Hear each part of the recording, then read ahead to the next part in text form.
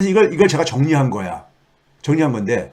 자, 작년 11월 달까지만 하더라도 연준이 금리를 쫙 올리면서 어떻게 됐어요? 미 국채 수익률이 장기든 단기든 쫙 같이 올라간 거야. 올라가면서 미 국채 가격이 폭락했죠. 근데 미국의 그러니까 MBS 가격들도 폭락했죠. 그래가지고 소위 말해서 이 손실들이 많이 생긴 게 아닙니까? 유가증권들을 가지고 있는 유가증권 투자한. 예? 그게 이제 소위 말해서 국채 담보 가치 하락이라든가 국채 유동성 문제 앞에 설명 이게 문제 터졌던 거야. 그럼 이 문제를 해결하려면 어떻게 되겠습니까요? 미의 국채 수익률이 떨어뜨려야 되잖아. 떨어뜨려야 되는 거잖아. 그래서 1년 이상짜리들은 그러니까 떨어진 거야. 작년 11월 달 이후부터요. 1년 이상짜리 떨어뜨리고 떨어진 거예요. 떨어졌더니만 이번엔 무슨 일이 생겼냐면 회사채 수익률이 떨어지네. 그렇죠. 국채라는 것이 모든 채권의 기준이니까는 시장에 그러니까 채권들도 같이 떨어질 게 아닙니까? 그러니까 은행의 대출금리 인하 압력이 오죠. 예. 기업 입장 속에서는 내가 채권을 발행해서 자금을 조달할까? 아니면 은행에서 대출 받을까? 이 양자택일할 수 있는 거잖아요. 그러니까 은행의 대출금리를 많이 인상을 못하죠. 예? 인하 압력보다 인상에 대한 인상 압력을 줄이죠. 잘못 썼네요. 은행의 대출금리가 많이 올리지 못하게 하죠. 그러니까 예금금리도 그러니까는 예금금리도 인상을 할 수 없게 되죠. 그러니까 뭐냐면 시장의 단기 수익 상품보다 하고 역전돼 버린 거야. 은행에 그러니까 정기예금하고 1년 이상짜리 하고. 그러니까 저축성 예금에서 자금이 빠져나오죠. 그걸 이제 그러니까 은행은 차입을 통해서 하는데 차입 비용 부담이 잠깐만 증가하고 있다 이거예요. 이게 이제 그러니까 미 국채 수익률이 올라가도 문제, 내려가도 문제 이런 상황에 있는 거예요. 그래서 약간 늪에 빠졌다는 거예요. 예? 미 국채 수익률이 올라가도 문제, 내려가도 문제 그러니까는 이런 상황에 빠진 거야 지금요. 그러면 이거를 그러니까 기본적으로 이 문제에서 벗어나려면 어떻게 되겠습니까? 연준이 금리를 쫙 내려야 돼 빨리. 내려야 되죠. 예? 내려야 되는 거란 말이에요. 이게 이제 역전된 거를 제가 보여드리는 거고요. 자, CD도 봐보세요. 양도성 예금, 은행이 그러니까 이 자금을 조달하는 대표적인 수단이 양도성 예금증서 발행이잖아요. 예? 1년짜리가 파란색입니다. 3개월짜리가 빨간색이야. 이거 봐보세요. 3개월짜리는 쫙 같이 올라가잖아요. 5%까지. 근데 1년짜리는 더 길게 빌리는 건데 더 나죠. 이건 2%도 안 돼. 예? 그러니 자연히 그러니까 단기로 자금들이 몰리죠. 예? 단기로요. 그렇죠? 그래서 지난주에 제가 보여드렸잖아요. 이게 그러니까 작년 초부터 저축성 예금에서 돈들이 빠져나왔다. 빠져나왔는데 대형은행에서 먼저 빠져나왔다 했잖아요. 대형은행에서 많이 빠져나왔다 했잖아요. 근데 대형은행은 사업을 다각화하고 있다 보니까는 이 충격을 견딜 수가 있었던 거야. 다른 쪽에서 그러니까 이걸 메꿀 수가 있었던 것이죠. 근데 소규모 은행들은 예금액이 빠져나갈 때 이거에 대한 대응 수단이 별로 없는 거죠. 그래서 소규모 은행을 중심으로 해가지고 터져 나오는 거예요. 터져 나오는 겁니다. 지난주에 보여드렸던 우리가 저축성 예금 4.3, 머니마켓에서 4.75, CD는 5.1 이런 거잖아요. 자, 이런 상황 속에서 이제 그러니까 은행들이 이렇게 문제를 일으키다 보니까는 예금보험공사에서 그러니까는 이게 이제 이걸 지원을 해줘야 되잖아요. 그러니까 뭐냐면 기금이 고갈된 거야. 기금이 고갈되고 있는 거야 지금 연방예금보험공사가. 예? 그럼 이거 그러니까 재정에서 투입을 하거나 해야 되는데 재정도 지금 그러니까는 부채 상한도 못 올려가지고 지금 난리인데 하지 못하죠. 그러니까 얘네들이 이제 생각하는 게 뭐냐면 대형은행들한테 니네가 좀 더 내라. 예? 니네들이 좀 더 내라. 보험료. 지금 이거를 이제 그러니까는 내부에서 지금 검토가 끝났다는 거 아니에요. 예? 그러니까 은행들 중에서 특히 그러니까 소형은행은 지금 이걸 감당할 능력이 없으니까 대형은행들 니네들이 그러니까 좀 더 내라. 이러고 앉아있는 거고. 이런 상황이다 보니까는 돈나무라고 불리는 돈나무 언니라고 불리는 캐시우드가 크레딧 크런치를 언급한 거야. 크레딧 크런치. 지역의 은행들 같은 경우 그러니까 지역의 중소기업이라든가 지역의 자영업자 대상으로 많이 돈놀이들을 하고 그러는데 여기에 이제 신용 경색이 올 수 있다. 예상한 것보다 더 크게 올 수 있다. 이런 얘기죠. 그러니까요. 이건 충분히 예상할 수 있는 거잖아요. 그러면 이 문제로부터 늪에서 벗어나려면요. 연준이 빠르게 금리를 인하시켜야 돼. 빠르게 금리를 인하시켜야 되는데 문제는 문제는 제가 그랬잖아요. 미국의 인플레율이 연준이 표준으로 삼고 있는 근원 PCE 증가율이 너무 너무 느려. 떨어지는 속도가. 예? 너무 느리다 그랬잖아요. 지금도 여전히 3월 달께 4.6%로 가관됐으니까. 예? 5% 붕괴되면서 좋아했는데 4.67에서 거의 안 떨어지고 앉아있는 거야, 지금까지는요. 물론 향후에 좀 떨어질 걸로 저는 예상합니다. 근데 하여간 이게 잘 안 떨어지는 겁니다. 왜 그렇습니까요? 미국의 렌트, 이 서비스 요금으로 옮겨갔거든. 서비스 요금으로요. 서비스 요금은 이거 한번 불 붙기 시작하면요. 서비스 요금은 이게 통제하기가 쉽지가 않아요. 예? 그러니까 아까 어느 분이 지금 인플레이를 2% 4% 올려야 된다. 이런 얘기 했잖아요. 그게 일정의 근거도 있고, 나름 이제 의미가 있는 게 있을 수가 있습니다. 자, 근거라는 건 뭐냐면은, 우리가 그 2%라는 것이 언제 도입한 거냐면요. 90년대 후반부터 되게 도입한 겁니다. 우리나라도 그러니까는 한국은행이 물가 안정 목표를 외환위기 이후에 도입을 하거든요. 예? 2%에 이제 우리도 이제 거기에 이제 참여하면서, 예? 2%를 목표로 하면서요. 근데 90년대 후반부터 얼마 전까지만 하더라도 소위 세계화 시대였었잖아요. 세계화 시대. 그러니까 물가가 굉장히 안정적이었었습니다. 인플레가 굉장히 안정적이었었죠. 안정적이었었어요. 그런데 지금은 근데 인플레가 그러니까 새로운 국면에 지금 진입을 한 거잖아요. 새로운 진입에 국면한 거잖아요. 그러다 보니까는 이거 2%까지 못 떨어뜨린다 이거예요. 2%까지 떨어뜨리려면 금리 지금 한참 올려야 된다 이거예요. 예? 그러면 경제 다 망한다 이거예요. 그러니까요. 월가도 다 망하고 다 망한다 이거예요. 그러니까 물가를 한 4% 정도로 저기 목표치를 올려가지고 더 이상 물가 잡기에서 그러니까 긴축하는 건 이제 그만하자 이 얘기지거든요. 이 얘기인 거야. 그런데 문제는 뭐냐면요. 문제는 그게 상황이 달라진 걸 이해하는데 문제는요. 그게 만만치가 않습니다. 인플레 4%를 용인하게 되면요.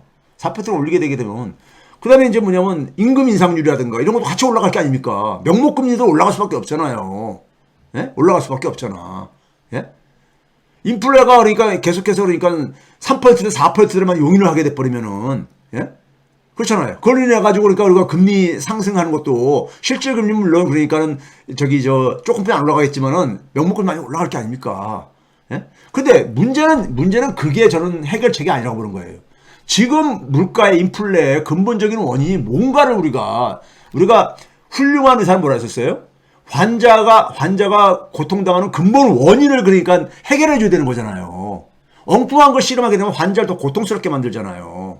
예? 엉뚱한데 수술을 해보세요. 예? 그렇죠? 환자를 더 힘들게 만들잖아요. 그러면 근본 원인이 뭐라 했었어요?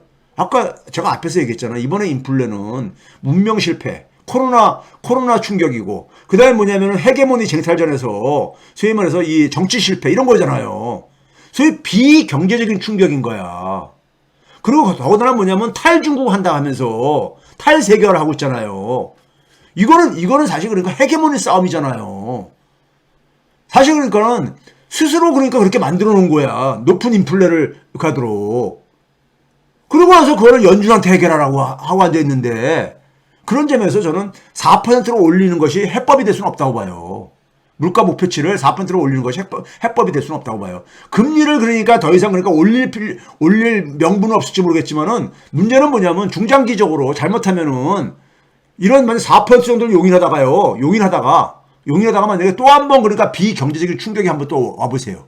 기후변화 위기라든가 전쟁이라든가 이런 걸 또 한 번 와보세요. 그러면 인플레 몇 %까지 뛰어 올라갈 것 같습니까? 이번엔 6%가 아니라 8%까지 뛰어 올라갈 수 있잖아요. 그렇게 되면요. 그걸 생각하셔야지. 그러니까 근본 원인을 처방을 해야지. 그러니까는 예? 근본 원인을 놔두고 그러니까 엉뚱한 걸 가지고 이게 집중하는 거라고요.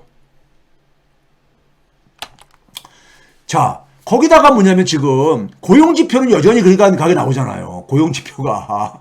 자, 그러니까 미치고 팔딱 뛰는 거지, 그러니까요. 예? 수입 말해서 비농업 전체 25만 3천 개가 증가했다고 이제 나왔잖아요. 그저께. 그렇죠? 25만 3천 개. 이게 지금 작년 4월 달하고 올해 2월, 3월, 4월을 이렇게 소개한 저거를 제가 이렇게 복사해 온 건데 복부한 건데요. 보게 되면은 3월 달부터도 낮고 지금은 올해 들어와서 2월, 3월보다 훨씬 낮잖아요. 일자리 증가가. 작년 4월 달하고 별 차이가 없어. 예? 그러니까 일자리가 조금 둔화되는 조짐은 보이지만 여전히 그러니까 고용은 괜찮단 말이에요. 그러면 연준 입장 속에서는 연준 법을 바꾸지 않는 이상에는요. 연준 미국은 연준이 법으로부터 자유로울 수가 없어요. 연준법을 보세요. 법을 보시게 되면요. 연준의 신용정책, 통화정책은요. 통화신용정책은 기본적으로 듀얼 미션이라잖아요. 두 가지 임무를 수행해야 된다. 하나는 뭐냐면 맥시멈 인플로이먼트. 우리말로는 완전 고용이라고 하는, 최대 고용이라고 하는 이거고, 두 번째가 프라이스 스타빌리티 이렇게 돼 있잖아요. 이거 법으로 딱 못 박혀 있는 거야. 이 법을 바꾸지 않는 이상에는 지금 어쨌든 간에 물가가 지금 이렇게 안 잡힌 상황 속에서 고용은 지금 그러니까 괜찮아. 그러다 보니까는 연준이 그러니까 지금 여전히 열어놓고 있는 거예요. 금리가 이제 인상이 끝났다는 것을 딱 못 박지 못하는 이유가, 물가가 통제가 안 되고 앉아 있는 거야. 더군다나 경기 침체가 이게 좀 보여야지만이, 지금 뭐냐면 경기 침체 신호는 뭐냐입니까? 고용인데, 일자리인데, 고용이나 실업률을 보게 되면은 안 보이거든. 예? 안 보인단 말이에요. 그러니까는 일단 지금 보니까 5월달에 끝났고 6월 중순 이후에 이제 FOMC 회의가 열릴 텐데, 그때까지 그러니까는 경기 침체가 더 빨리 진행되거나, 예? 아니면 고용이 일자리가 그러니까 크게 증가율이 감소하거나 뭐 이런 거가 나타나지 않는 이상에는, 예? 이거 진짜 금리를 그러니까 여기서 그러니까는 근데 인플레까지 안 잡혀. 예? 안 잡혀. 고용이 왜 이렇게 좋냐고요? 고용이 이게 있잖아요, 여러분들. 제가 한번 소개해 드렸었는데, 고용률은 팬데믹 이전 수준보다 오히려 조금 더 미회복됐어요. 고용률은요. 그러니까 사람들이 그러니까 일자리를 많이 떠난 사람들이 많아요. 특히 나이 드신 연령층에서 떠난 사람들이 많아요. 예? 떠났다가 이 사람들이 좀 이제 돌아오면서 여전히 떠나다 보니까는 노동시장의 수요하고 공급에 있어서 수요 압력이 여전히 크게 지금 작동을 하고 앉아 있는 거예요. 아직까지도요. 예? 지난해 말까지는 이게 굉장히 심했었죠. 자, 그래서 연준이 왜 늪에 빠졌는가 다시 한번 정리하면은요. 그렇죠. 이게 뭐냐면 기본적으로 비경제적인 인플레 충격에 의해서 시작된 거란 말이에요. 그럼 비경제적인 문제를 해결을 해야 되는 거잖아요. 근데 지금 비경제적인 문제를 더 추가하고 있잖아요. 탈중국인이, 예? 소위 뭐냐면 독자적인 공급망 형성이니 탈중국 하는 거 좋아요. 하는데 문제는 뭐냐면 뭐라고 합니까? IMF라든가 전 세계에서 심지어 연준조차도 뭐냐면 그렇게 하게 되면은 물가 상승률이 좀 높아질 거라고 하잖아요. 예? 그렇죠? 그러니까 비경제적인 인플레로 이게 생긴 건데, 예? 비경제적인 인플레로. 그럼 이 문제는 가만히 놔두고 방치하고, 예? 뭐 물가 목표치를 높이자느니 뭐 하자니 이런 얘기해봤자 이게 해법이 아니잖아요. 예? 이거는 훌륭한 의사가 아닌 거예요. 그러다 보니까는 이게 잘못 뒤늦게 대응하면서 서비스 요금으로 확산되면서 지금 이제 통제도 어려운 이런 상황으로, 예? 상당히 많은 그러니까 왜 그러냐면요. 비경제적인 인플레가 그대로 서비스 요금에다가 폭탄을 던진 거야. 그러니까 서비스 요금 인상률도 굉장히 높아진 거죠. 예? 굉장히 높아진 거야. 그러니까 이 높아진 걸 잠재우려면 굉장히 높은 그러니까 서비스라고 하면 기본적으로 뭡니까요? 사람들이 소비를 줄여야 되잖아요. 서비스에 대한. 예? 서비스에 대한 수요를. 근데 거기다가 뭐냐면은 임대료가 한 3분의 1을 차지하거든요. 미국은요. 물가에서. 이거 계속해서 지금 고공행진이잖아요. 왜요? 지금 주택시장이 지금 굉장히 지금 그러니까는 지금 금리 인상하면서 어려워졌잖아요. 앞에서 얘기했듯이. 그렇죠? 자, 그래서 그런 점에서 이 문제는요. 지금 은행의 불안정. 연준이라고 해가지고 연준이 그러니까 무슨 소위 말해서 모든 것을 해결할 수 있는 그런 사람들은 아니잖아요. 예? 그러다 보니까 실수도 할 수도 있고, 뭐 이제 그렇죠. 판단 실패도 할 수도 있고요. 근데 문제는 원인은 뭐냐면요. 이게 현대 산업 문명, 우리가 기후변화 다들 인정하잖아요. 근데 우리 거기에 대해서 별로 심각성 안 느끼잖아요. 해결하려고 하는 의지도 별로 약하잖아요. 둘째, 패권 싸움. 이것도 그러니까 저 포기 못 하잖아요. 서로가 좀 평화롭게 좀 지내지 못하고, 저는 가끔가다 그런 생각합니다. 가끔 이제 드라마 같은 거 보게 되면요.